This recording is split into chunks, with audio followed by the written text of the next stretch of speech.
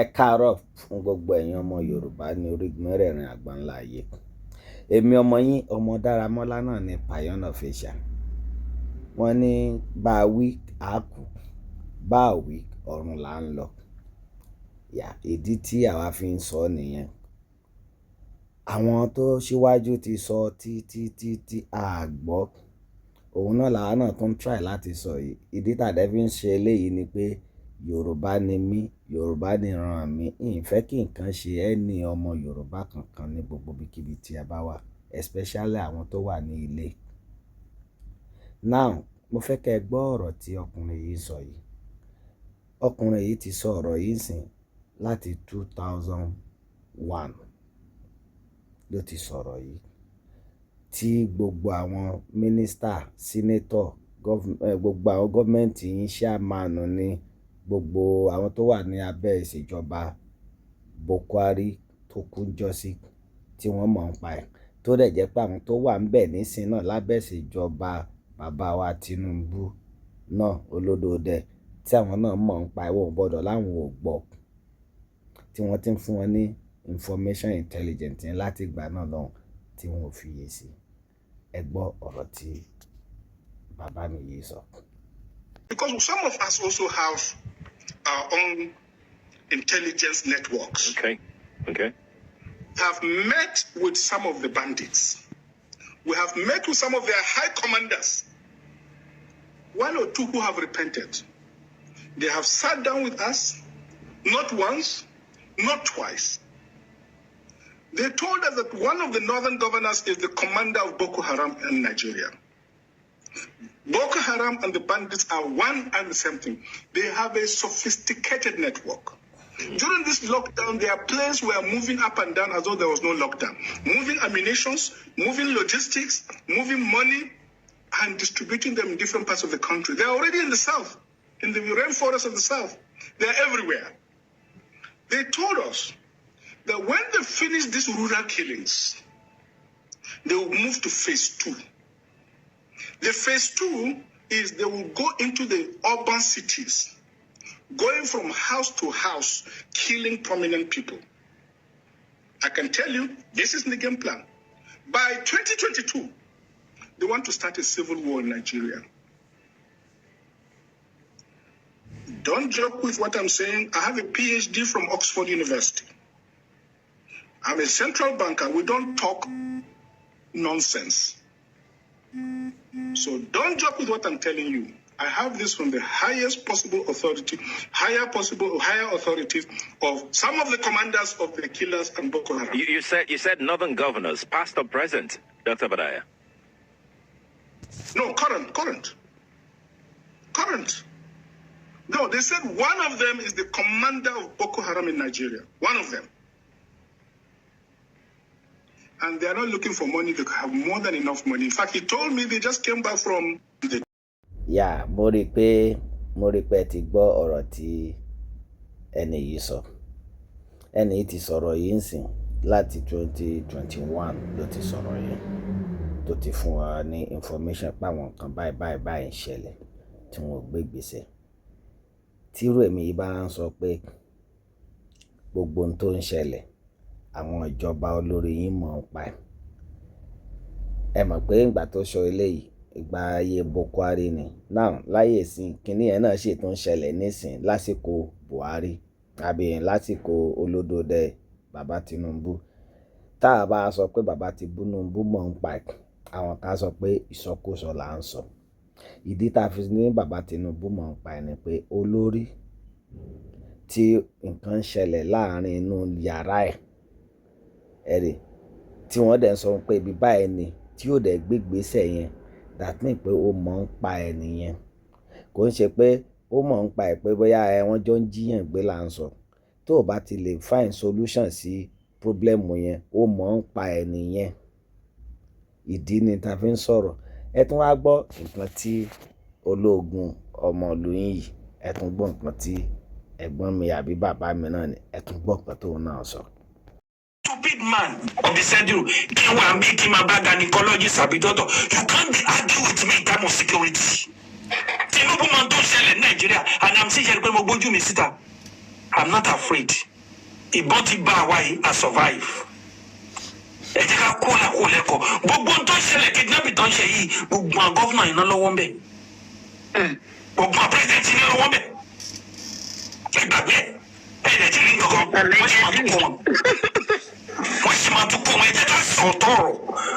Kí a lè rí pé àwọn ará bíi àwọn kan wà tá a mọ̀ tẹ̀ ń ṣe irú nǹkan báyìí. Bọ́ ẹ jọ kò sí bó ṣe lè burú tó sà.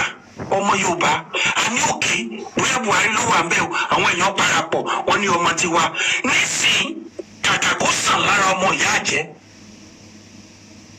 ó ti fi gbogbo ọmọ fi bóbìnrin wọ́n ti wọ gbọ́ àsìkò tí wọ́n wọ̀ sí ìjàjì kó búbù lọ àwọn Yorùbá ò lè ní àwọn kan sọ pé wọ́n fẹ́ ṣe wọ́n fẹ́ ṣe autonomy ọ̀tọ̀lọ́dọ̀ wọ́n fẹ́ ṣe police tẹ́ ẹ bá ti dé national assembly ẹjọ́ ẹ ti gbọ́ kankan national anthem rí wọn kọ national anthem mọ́ Ọ̀yọ́ mandate shall stand. Your mandate shall stand. Ó ti Ọ̀yọ́ mandate ló máa ń so gbogbo yìí ẹ wá lè pa ọ̀rẹ́ ẹ wá lè parapọ̀.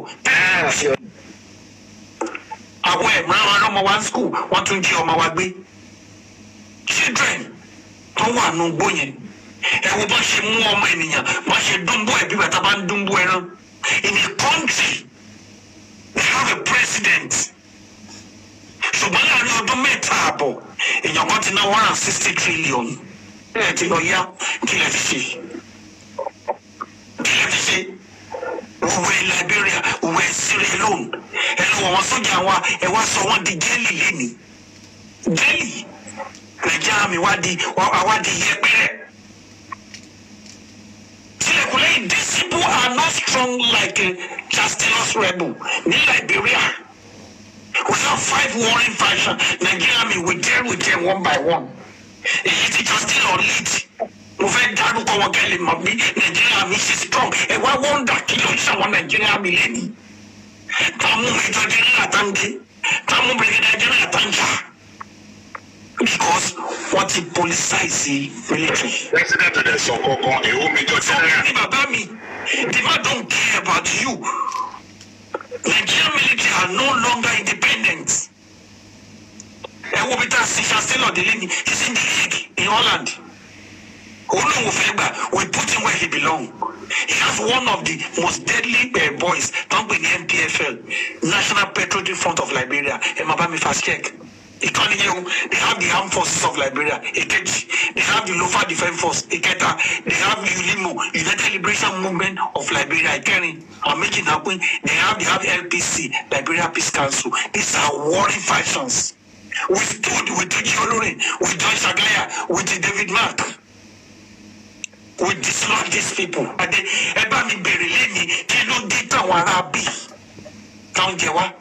5 months ago, wọ́n fẹ́ ṣe kú ní Kútọ́nù bàbá rán military wà lọ́bẹ̀ láti lọ stop ẹ̀ ẹ bá dé Kútọ́nù tẹ́tẹ́ Putunovo lẹ́ni ẹ máa rí Nàìjíríà mi tán rìn kiri ṣùgbọ́n kí ló ṣe ilé tiwa ẹ̀yin yóò bá bàbá yín jẹ́rù kó wá hẹ̀pù yín ó wá mú ẹ̀jẹ̀ yín ni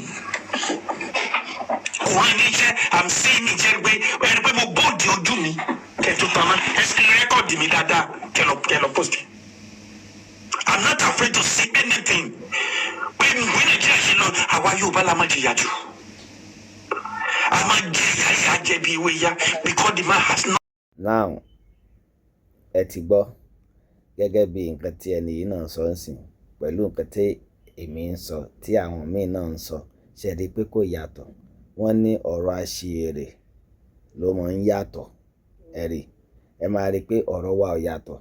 Ibi tí nkálukú ronú sí nìyẹn tí ò bá wá rí bẹ́ẹ̀ kí wọ́n gbégbésẹ̀ kí wọ́n ṣe normal la máa fi mọ̀ pé nǹkan táwa ń rò yẹn kò rí bẹ́ẹ̀.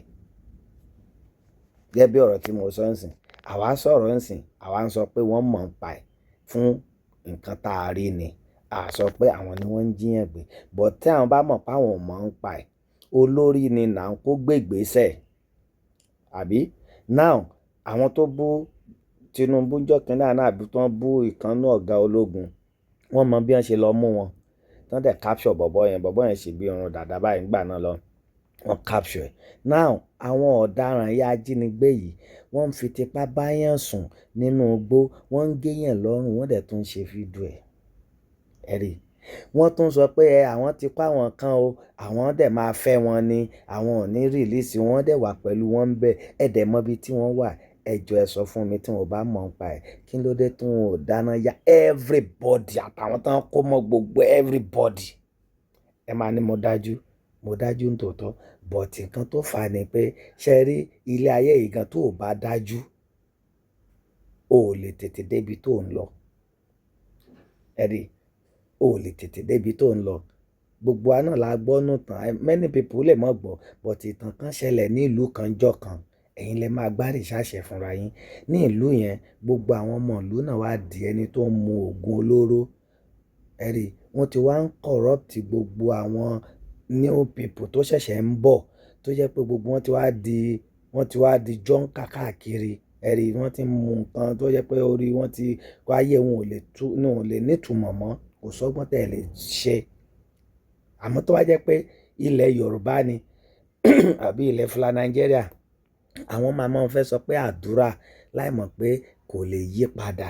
Ẹni tó bá ti di pé ó ti ń mu nǹkan tí orí ẹ̀ ti ń yí, ẹ má jẹ́ ń tàn yín, tó dẹ̀ di pé ó ti ń ràn gbogbo àwọn ọmọ tó kù, kò sí àtúnṣe kankan. Bí wọ́n ṣe máa bá a lọ nìyẹn, wọ́n á kàn tún kó bá wọn yòókù ni. Ìlú táwa ń sọ yìí ń gbà náà lọ́hùn, nínú ìtàn ni ó tí wọ́n sọ, wọ́n á kó gbogbo àwọn ọmọ yẹn tán rí pé ayé wọn ti bàjẹ́, kó tún máa corrupt àwọn ayé ọmọ ẹlòmíì, wọ́n pa gbogbo wọn ni. Irú àwọn agbésùnmọ̀mí yìí ń sìn náà, àwọn tí wọ́n láwọn ń fẹ́, tí wọ́n bímọ fún wọn, tí wọ́n ti di ara wọn, ẹ má jẹ́ ń tàn yín, kò sí bẹ́ẹ̀ ṣe lè mú wọn wọ ní ìlú tí iye wọn lè yàtọ̀. Inú ọkàn táwọn agbésùnmọ̀mí yẹn ti wà nú ọkàn wọn náà, ọmọ tí wọ́n bí ó ti wà nú ọkàn ẹ̀ náà. Ìdí nìyẹn, ó jẹ́ kí wọ́n lọ pa wọ́n run ni pẹ̀lú gbogbo àwọn tán jí gbé, nítorí àwọn tán jí gbé gan bí wọ́n gan ti gbàgbé, wọn ò wúlò mọ́. Ìyẹn ni àwa fi ń sọ fún yín pé ìjọba mọ̀ ń pa ẹ̀, ẹ má jẹ́ ń tàn yín, tí wọn ò bá mọ̀ ń pa ẹ̀ kán gbé ìgbésẹ̀. Kékeré lẹ ti rí, wọ́n ní kéṣekéṣe lẹ rí, kàṣàkàṣà sì ń bọ̀, àwọn eléyìí fẹ́ gbà lónìí. Ṣé bẹ́ẹ̀ tí ń gbọ́? Wọ́n ti sọ pé àwọn ń bọ̀ ní Èkó náà, ìkànkàn. Tí wọ́n bá máa yá, wọ́n ti wà ń bẹ̀ already. Tí wọ́n bá bẹ̀rẹ̀ iṣẹ́ wọn, ìgbà yẹn lẹ máa tó mọ̀. Ìgbà yẹn wọ́n máa bá yín kẹ́dùn ìkànkàn. Bọ̀dọ̀ ó kàn dùn mí, ẹ̀yin aláìní bíi tèmi ni ó dùn mí fún. Ẹ rí, but èmi ti sọ fún yín pé tó bá ti rọ́nà àti já dànù, àwọn eléyìí á fẹ̀mí ẹ̀ ṣòfò ni o. Wọ́n á fẹ̀mí ẹ̀ ṣòfò.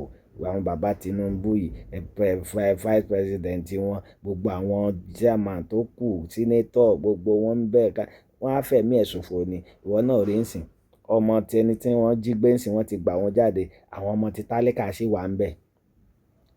Kò sí bí wọ́n ṣe lè ṣe, kódà kan sọ pé wọ́n ń ṣe Fúlàní, wọ́n ṣe ajínigbé ní gbogbo wọn. Kí ló dé tí wọn ò ráwọn yẹn gbà tán rí lè gbà? Ibẹ̀ ni kò yá rẹ̀ ń brain, wọ́n jẹ́ ń fẹ̀mí ẹ̀ ṣòfò. Àwọn eléyìí ọ̀dájú ayé àtọ̀run ni wọ́n ń ṣe abiyamọ gidi. Èmi á sì máa sọ.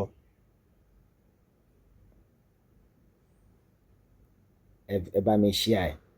Yorùbá nation no going back. Ọmọ Yorùbá ni mí, ọmọ Yorùbá tàtà. Bó ṣe jẹ́ nìyẹn. Ire o.